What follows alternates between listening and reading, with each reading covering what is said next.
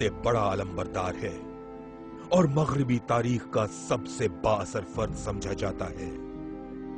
گزشتہ 2 عالمی جنگوں میں کراؤلی برطانوی اور امریکی خفیہ ایجنسیوں کے لیے جاسوسی کرتا تھا اور اس کی شہرت شیطانی نظریات اور غیر اخلاقی لائف سٹائل کی وجہ سے زیادہ رہی۔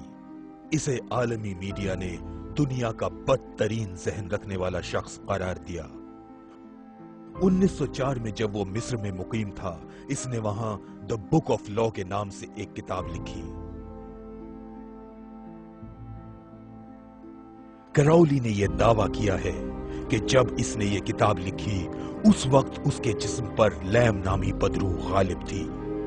اس کا کہنا ہے کہ لیم مصر کے کانے دیوتا ہورس کا پیمبر تھا۔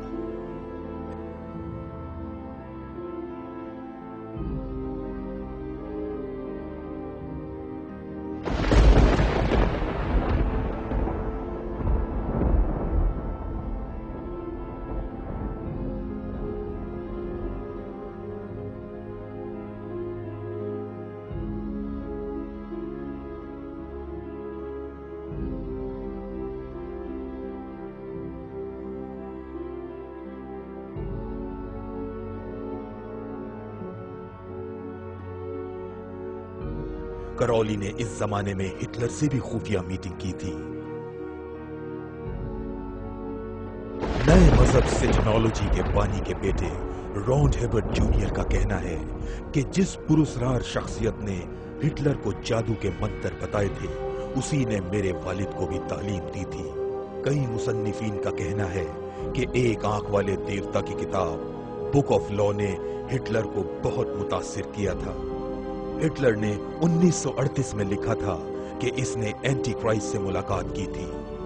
وہ بہت ظالم اور گستاخ تھا جس سے مجھے بھی خوف محسوس ہو رہا تھا۔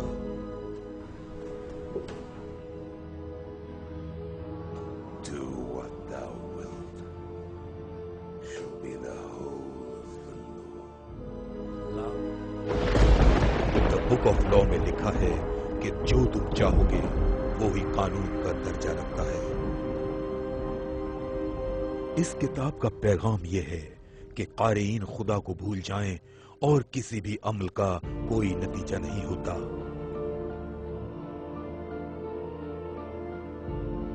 اس کا مطلب یہ ہے کہ آپ جو مرضی آئے کریں، اس کی فکر مت کریں کہ کوئی انجام ہوگا یا نہیں۔ اس دنیا میں ہی لطف اٹھا لو، موت کے بعد کچھ نہیں۔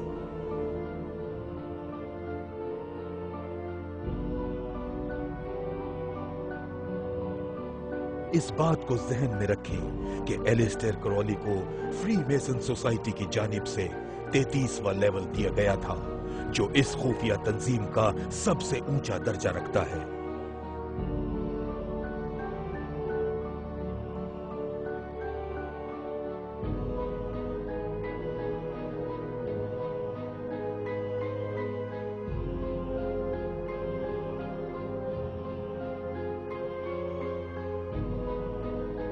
شیطان کا چرچ اینٹن لیوے نامی یہودی نے قائم کیا تھا۔ اینٹن کی شیطانی بائبل کراؤلی کی بک آف لا سے ماخوذ ہے۔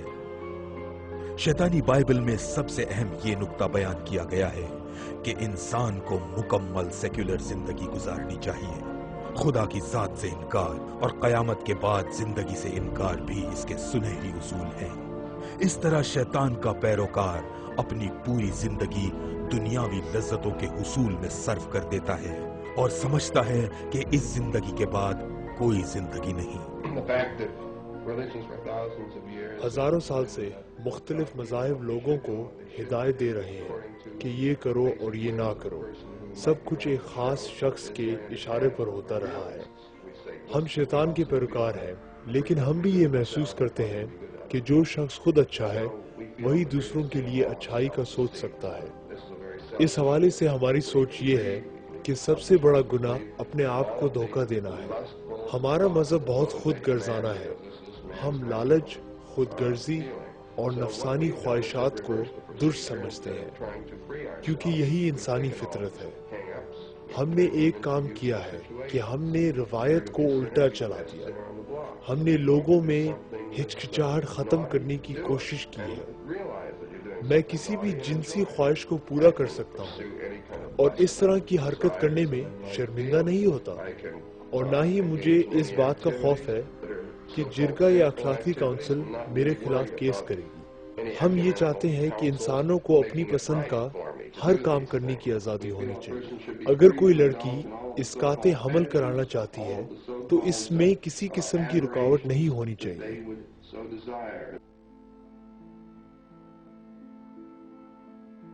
شیطانی مذہب اور فری میسن کے درمیان لنک کہاں ہے؟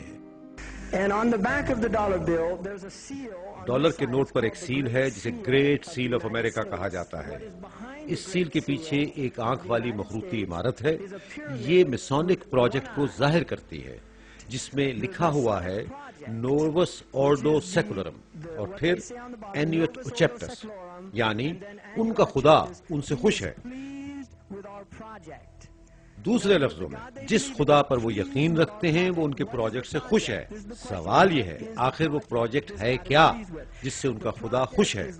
دراصل یہ منصوبہ دنیا کو مکمل طور پر سیکولر بنانے کا ہے اور دنیا سے مذہب نام کی چیز کو ہمیشہ کے لیے ختم کر دینے کا ہے۔ یہی منصوبہ ہے جس کی وجہ سے اسے کہا جاتا ہے نووس آرڈو سیکولرم، ایک نیا سیکولر آرڈر۔ اگر آپ اس کا ترجمہ عربی زبان میں کریں تو اس کا مطلب نکلتا ہے النظام العالمی الدنیاوی، ایک نیا ورلڈ آرڈر یا نیا دنیاوی نظام۔ اور ہم سب جانتے ہیں کہ عربی زبان میں دنیا کا کیا مطلب نکلتا ہے۔ اسلام میں دنیا کو ایک سراب سے تشبیہ دی جاتی ہے جو آپ کو ابدی زندگی سے دور کرتا ہے۔ آپ یہ سوچتے ہیں کہ آپ اس زمین پر ہمیشہ رہیں گے اور اللہ کے راستے سے ہٹ سکتے ہیں۔ یہی عنصر انسان کو آخرت سے دور کرتا ہے اور یہی شیطان کا خیال ہے۔ Dunya is the illusory element of the world. It's that element that takes people away from the akhirah. And this is shaitan's game. یہ بات بھی دلچسپ ہے کہ چرچ آف شیطان کے زیادہ تر ممبران ہالی ووڈ میں موجود ہیں۔ شیطان کے چرچ میں سب سے اہم امیج بکرے کے سر والے دیوتا بیفومیٹ کی ہے۔ بیفومیٹ کی بدروح کو شیطان کے سینگوں والے ٹورن سے اجاگر کیا جاتا ہے۔